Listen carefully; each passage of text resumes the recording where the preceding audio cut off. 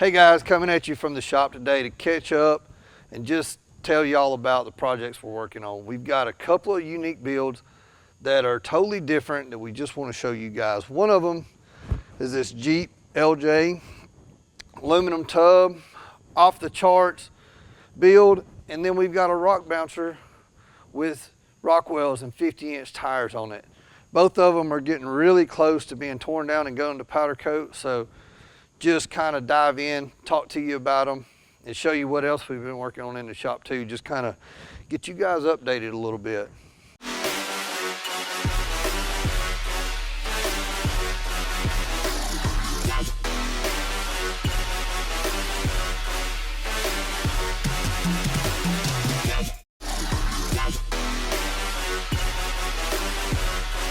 We've talked about this build a little bit in videos before, but I won't really go into depth with it. Had a guy out of Atlanta come to us about a project that he had on his mind. Wanted a hardcore all-around type vehicle. Wanted something that he could go to Moab in and wheel all the hardest stuff there. Wanted something that he could ride over here on the East Coast and do all the hard trails over here, but do it comfortably.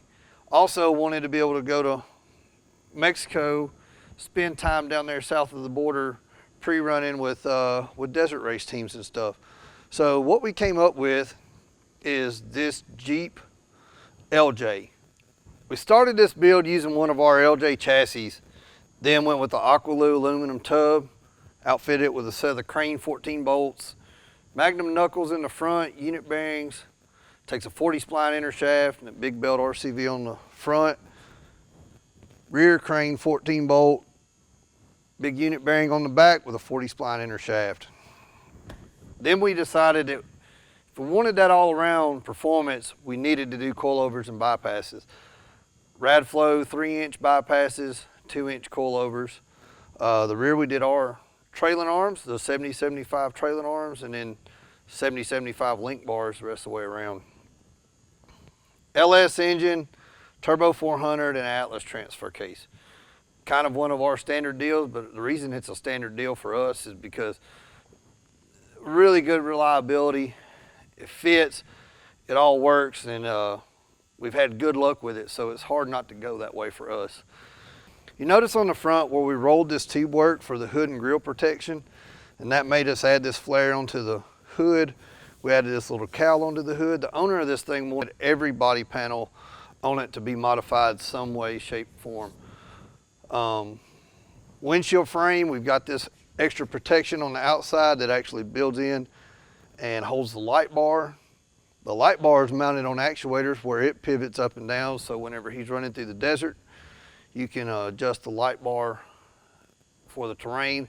And then whenever you're back east, west, whatever, hill climbing or whatever else at night, you can tilt the light bar up and look up the hill at nighttime. It's a pretty cool feature. In the back of the rig, you notice we took the LJ tub and we cut it and put this big arc to it. The reason we had to do that was with the trailing arm, we had so much up travel that we actually run out of tub. So we gapped out the tub right here. So when we built in this big roll to it, and that's definitely the major feature you're gonna see about this thing whenever you see it from a profile, sets it apart from anything else that we've seen. So that's probably one of my favorite features about the whole thing, is it actually is a LJ body that we really took a big chance on and made a big modification, but pretty proud with how it turned out. So I think that's pretty cool. All the shock mounts and stuff that are all tied in back here, big bunch of plate work. It's got that desert fab look to it, you know, trophy truck looking stuff. Rack on top is removable if you want to remove the light bar and this, but for Moab, Mexico, whatever else, if you want to pack any extra gear or whatever else, that spot up there is available. That brings us to the back of the vehicle. Another feature that I really like about it. So we ended up mounting this tire flat and low because that's the look that we wanted to really go for. With that, it posed a few problems with getting it mounted that low in the chassis. We lost our gas fill because this thing's got a 40-gallon gas tank right in the middle of the chassis. to make room around that, we did this.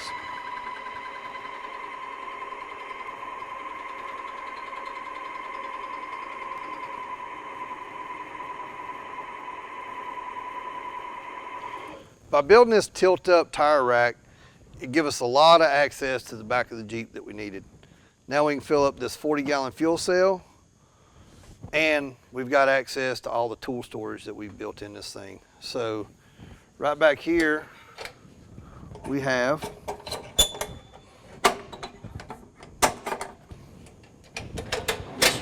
tray that slides out, storage there, and storage there. So really cool storage space right here. Pack a lot of tools or whatever else you may want to carry on the trail with you. Other cool thing is whenever you want to lock it up, now you can key lock this.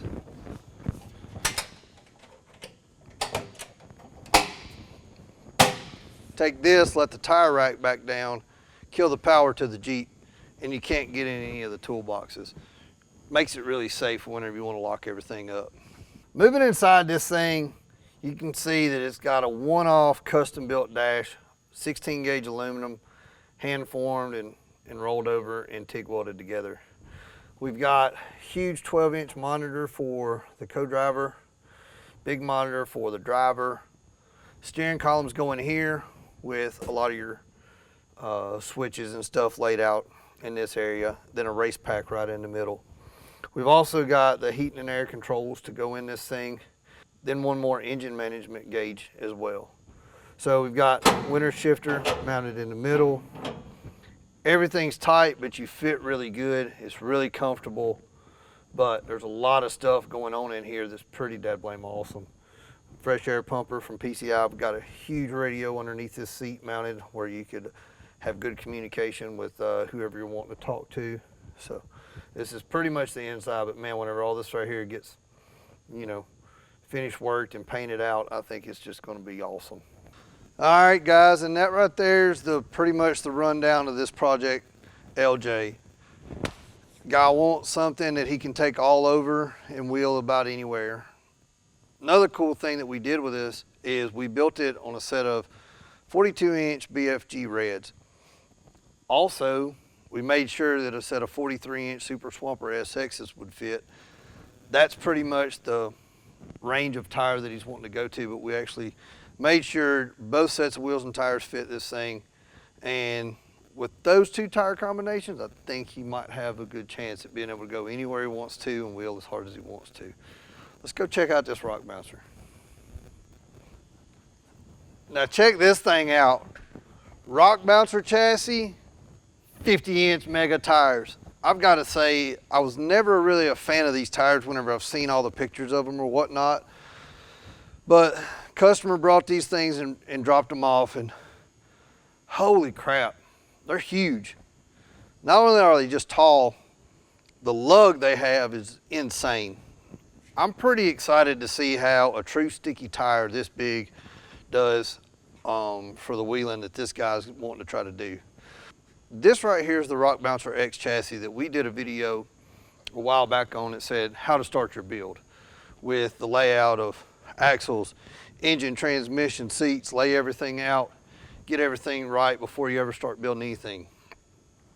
As you can see, we laid everything out right, and man, the proportions turned out good, even after we stretched the front end of this chassis out 5 inches. We had to do that because of the Rockwell's big tires and everything else we were using, but the proportions really come out pretty awesome on it. On this thing, 2.5 ton axles, 2-inch axle shafts in it, front and rear steering. We did rad flow coilovers and bypasses, LS Turbo 400 Hero transfer case. So we've got this thing skinned out. We built the engine cage up just a little bit because this thing's using a truck intake. Allowed us to go half tube with the hood panel and then put another panel on top of it. Give it a little bit of a cowl induction look to it, which turned out pretty cool. Overall wheelbase and proportions to the body and everything else with the big tires turned out pretty awesome. 24-inch belly, which that means pretty much it's 2 inches taller at the belly than a normal buggy we would have built on 43s would be. So this thing's going to have 50-inch tires and only be 2 inches taller at the belly. I can't wait to see how it does crawling big rock boulder fields and stuff like that. I think it's going to be pretty dadblame awesome. Back here in the back of this thing, you can see we've got a little bit of a storage tray, then we've got a 15-gallon fuel cell, and we've got actually a built-in toolbox for this thing. Totally committed to trail riding with this buggy. Wanted to have a little bit of extra storage, and then always got to have a little place to keep your tools. So you can guys check out the interior of this thing, and it turned out awesome. It's all 16 gauge, hand-formed, handmade aluminum dash, autometer gauges in it. The 3-speed Hero transfer case sticks are right here. Winter shifter, this right here is your self-center rear steer.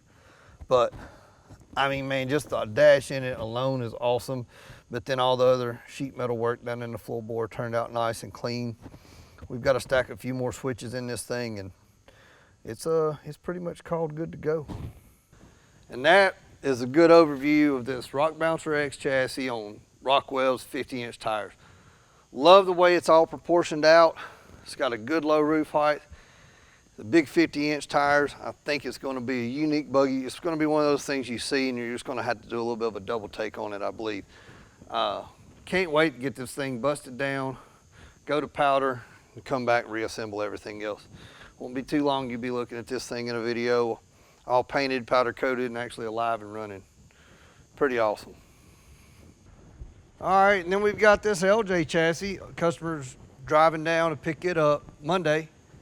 This right here is what it'll show up looking to you like if you order this thing. LJ chassis with a family style cage on it. This one actually has the shock mounts and link mounts already installed. Pretty cool little setup. This right here has been a cool deal for us. I really love this platform of starting a Jeep build off of. You get everything up out of the way and all your geometry points in the right spot, and these things are just awesome. We've also got a bunch of axle work going on in the shop right now.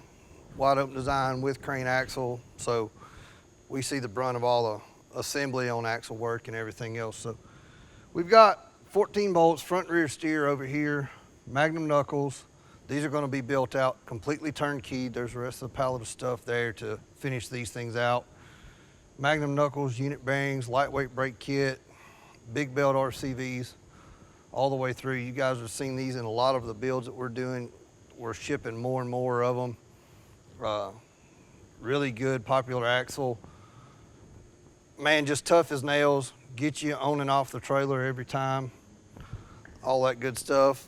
These right here, I'm excited to see start trickling through the shop. This is rear axles that we're building, and we're getting a little bit of a variety now on whether or not people are ordering them with the 450 unit bearing or our 40 spline chromoly spindle that we're doing in-house.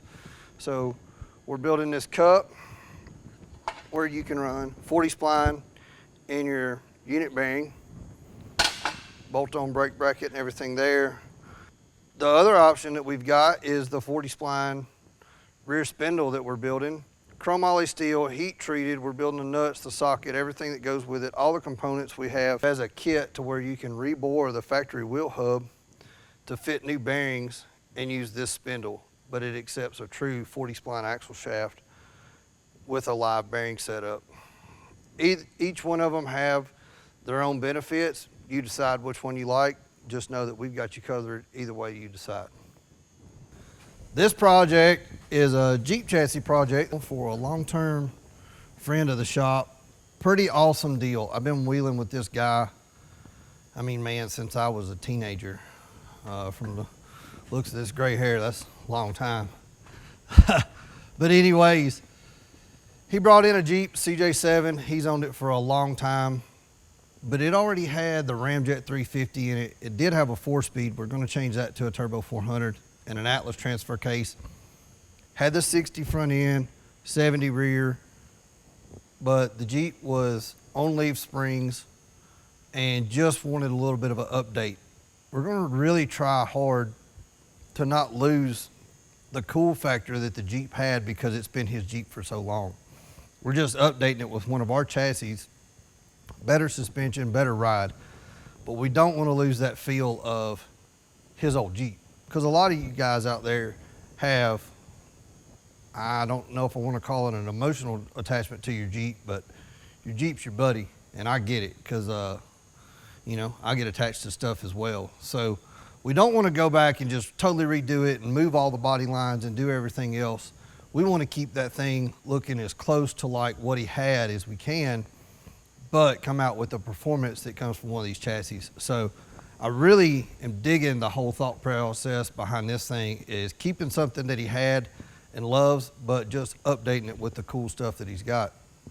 Also, it lets you guys see that we don't build stuff that only has brand new engines, brand new everything, brand new axles, that the budget just gets so crazy out of line. We'll take a project that's got axles and stuff underneath it, keep what's good of it, and reuse it and turn it into a cool project. We're gonna do this thing all the way through turnkey. You're gonna see it on one of these videos one day, coming back from powder coat and going through the whole picture thing. But just know that we can do each end of the spectrum. We're really lucky that we get to do both ends of the spectrum. And I like these builds probably just as much as I do the other stuff, because for one, I know the guy and I got a little bit of a, you know, a little bit of a soft spot for that whenever I ever get to work with a customer that I've known for a long time. Then I think it's really cool that he's got an attachment to his old Jeep and we're using, you know, a Ramjet 350 instead of a new LS motor. I think that's really cool in this deal. So pretty excited about this one. It's moving right along. At this stage right here, we'll go on and mount the carrier bearing, put our drive shaft kits in it, flex everything out, try to do as much as we can with the body off. Then the body's gonna set back on here and we'll go to work with trimming and fitting everything else, put the cage in it and just kind of keep on going from there. But that gives you guys an update about what's going on around Wide Open Design. Kind of gives you something to look at, watch. I know a lot of guys got a lot of free time on their hands right now at home, and just something a little bit of lighten your day up, kind of keep you entertained for a few minutes. But if you do like these videos, like and subscribe to them, all that good stuff. We'll try to keep them coming out.